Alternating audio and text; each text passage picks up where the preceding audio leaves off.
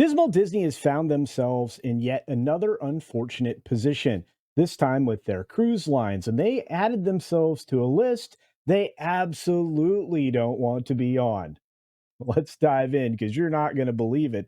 Disney always prides itself on its ability to deliver quality vacations on their cruise line, but they are basically on the worst list imaginable, and they're at the top of it, beating out even Norwegian. You see, the environmental impacts of cruise ships are something that we would think Disney would have pretty dialed in, and they're expensive to operate. The ones sailing around Europe get particular scrutiny.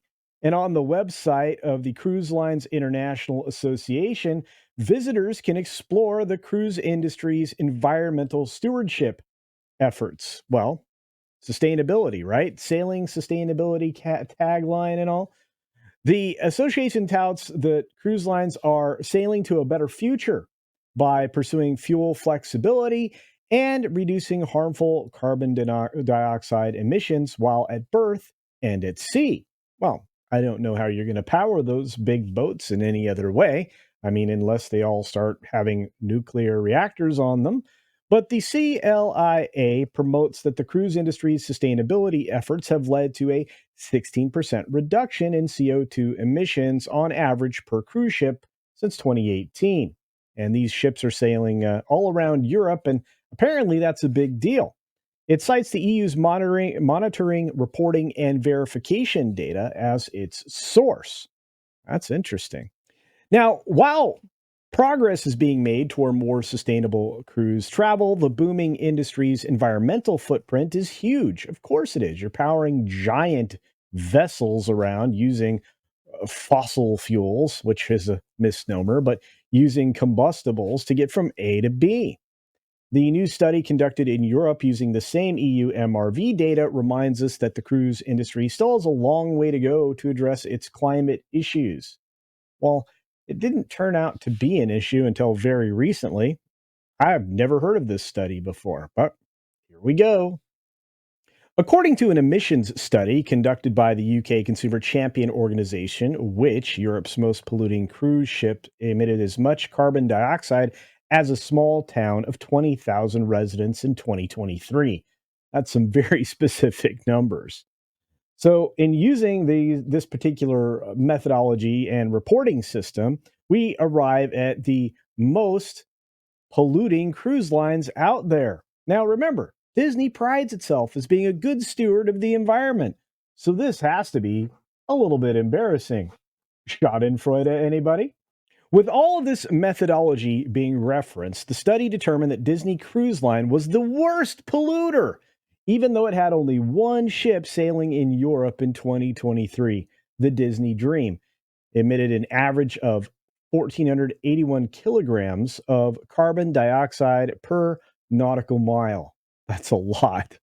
The study found that three of the most polluting cruise ships belong to Norwegian Cruise Line. Well, of course, if you were to put three of Disney cruise ships in Europe, I imagine they would all rack up some very impressive or maybe dreaded scores. But Norwegian has three, and they're going to sit atop the list as well. Ranking behind the Disney Cruise Line as the second worst polluter, Norwegian Cruise Line ships generated an average of 1,413 kilograms of carbon dioxide emissions per nautical mile.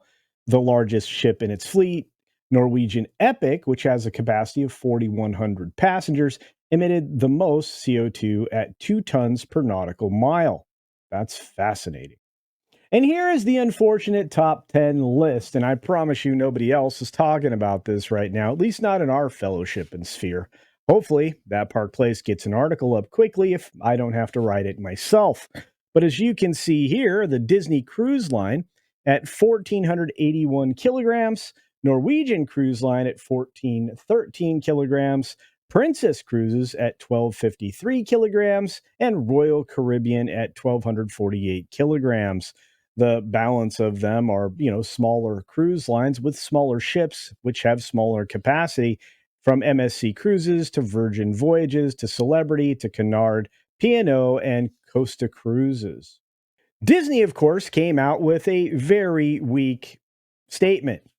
to talk about just how badly they were polluting with just one ship, which is impressive, actually. They said Disney Cruise Line complies with all air and water quality standards. While sailing in Europe, the Disney Dream used a combination of hydro treated vegetable oil along with ultra low sulfur marine gas oil, which reduces greenhouse gas emissions beyond the International Maritime Organization's requirements. Okay, but that doesn't change the fact that you're emitting more than everybody else, does it? Carnival Corporation, which happens to own many of these different cruise lines, including Princess, P&O, Canard, Costa, and Carnival, added our fleet produces 10% less total greenhouse gas emissions today than our peak year of 2011, despite increasing capacity by roughly 30%. Greenhouse gas emissions based on the distance sailed is not a good measure of the environmental performance of most cruise ships, which often sail shorter distances and spend significant time in port. Instead, we recommend considering indicators that drive total emissions reductions, such as emission per lower berth capacity. In fact, we're on track to have cut our GHG emissions per lower berth capacity, called carbon intensity, by 40% by 2026 versus 2008 levels. Wow. Now, understand that the cruise industry is massive, and it's one of the few profitable areas that Disney seems to be able to enjoy right now. So, the last thing they need is a bunch of people calling out the fact that they don't seem to care very much about the environment, at least compared to their competitors, who are driving significantly less carbon emissions in that part of the world. Imagine if Europe decides to rebel against Disney and they end up having to move that boat somewhere else. They may have to. We'll have to see how this turns out. I hope you got a kick out of this story. A little bit of Schadenfreude, of course. And I have to ask you, what are your thoughts? Do you think that Disney is doing a disservice to the environment by their cruise lines?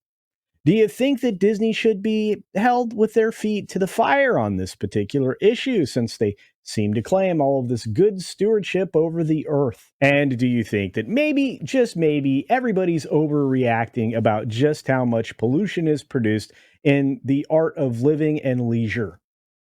Of course, I just want to know your thoughts down in the comments section below.